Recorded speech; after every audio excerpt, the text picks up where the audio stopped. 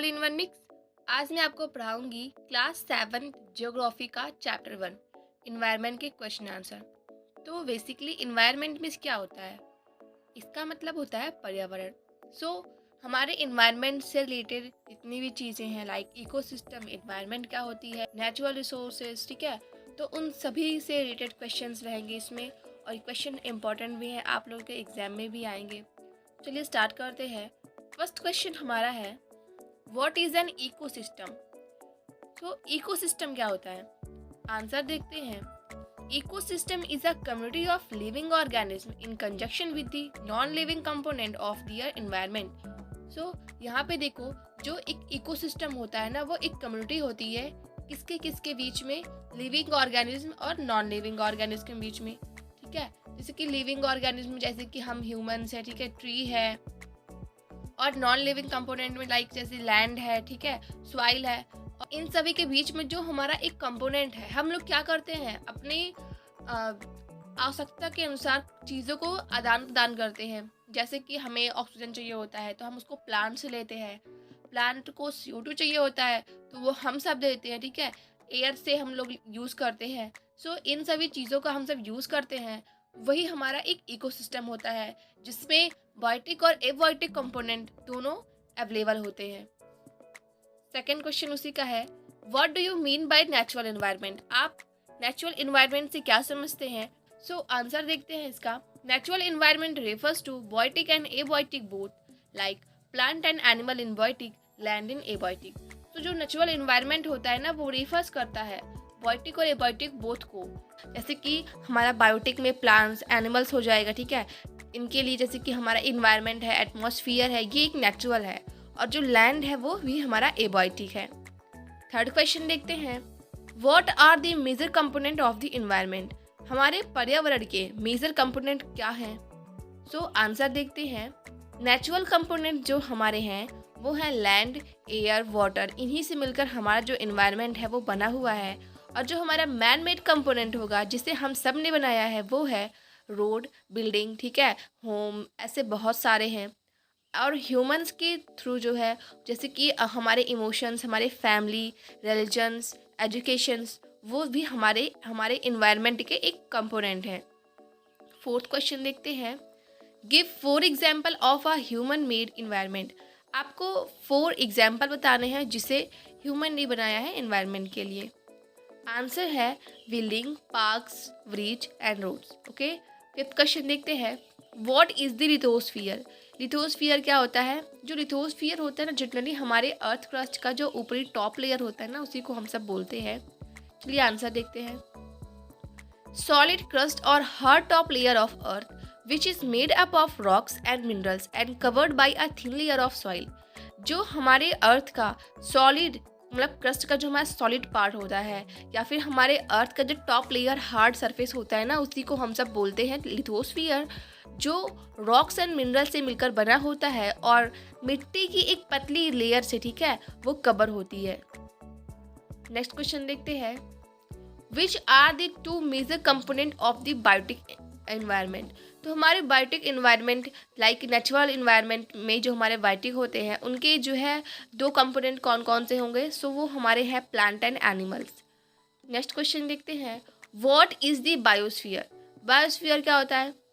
Answer है, biosphere is a narrow zone of the earth which land, water and air interact with each other to support life. तो biosphere जो होता है ना, एक narrow zone होता है हमारी पृथ्वी का, जिसमें हम लिविंग ऑर्गेनिज्म और लाइक ह्यूमन, प्लांट और एबायोटिक जैसे लैंड है, ठीक है, एयर, वाटर, तो इन सभी चीज़ें जो होती है ना, एक दूसरे से इंटरेक्ट करती है, जीवन जीने के लिए एक दूसरे की हेल्प करती है। सेकेंड क्वेश्चन हमारा है, टिक द करेक्ट आंसर। उसका फर्स्ट है, which is a not a natural resources, sorry not a natural ecosystem.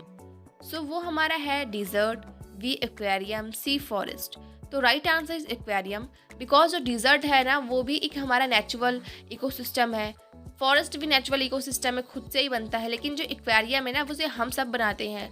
Aquarium आपको नहीं पता अगर मैं बताती हूँ, एक कांच का बॉक्स होता है जिसमें फिश जो है उनको स्टोर करते हैं और वाटर डालते हैं, ठीक है, उसमें थोड़े से आर्टिफिशियल प्लांट, पेबल्स वगैरह डालते हैं, और जो वाटर होता है उसे हम लोग कंटिन्यूसली चेंज करते रहते हैं।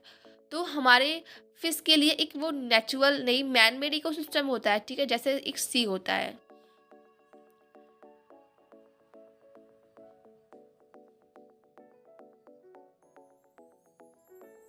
सेकंड क्वेश्चन है which is not a component of the human environment. तो हमारे इसमें से कौन से ऐसे हैं जो ह्यूमन एनवायरनमेंट के कंपोनेंट नहीं है।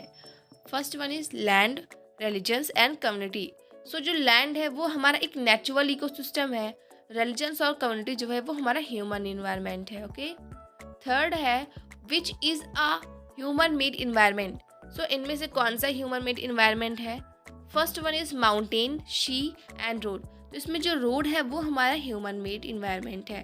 फोर्थ क्वेश्चन देखते हैं which is a threat to the environment. First one is growing plant, growing population, growing crops. वो है growing population.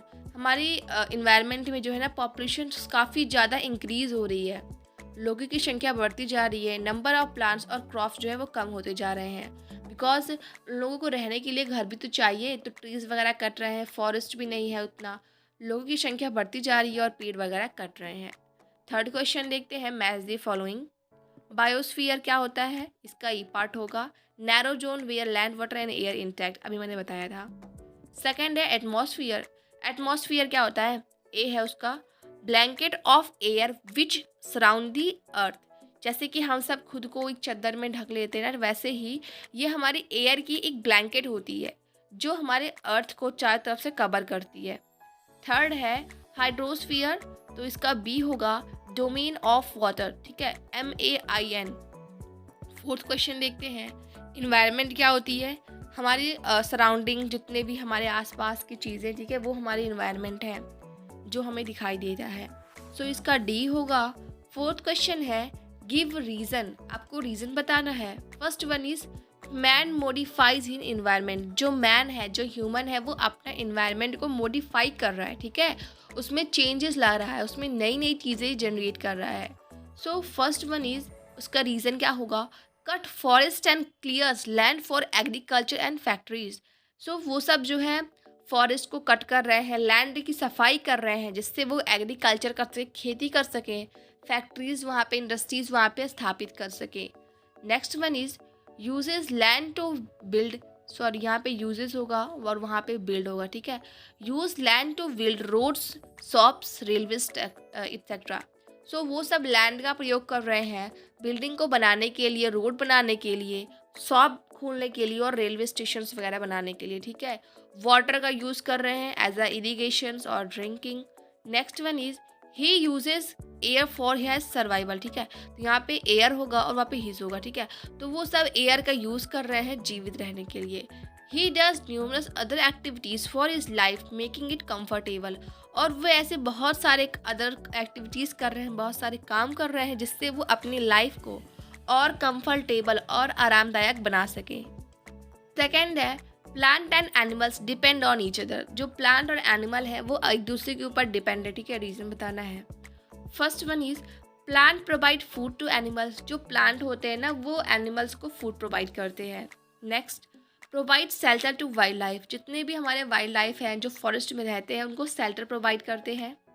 Animal provide manure to plant for growth. जो एनिमल्स हैं वो मैन्यूर मतलब खाद वगैरह, मतलब जैसे एज आ उनका जो एक्सक्रीटरी प्रोडक्ट होता है उसको हम सब एज अ मैन्यूर यूज़ करते हैं प्लांट की ग्रोथ के लिए। Okay. Dead animals also provide humus कंटेनेंट।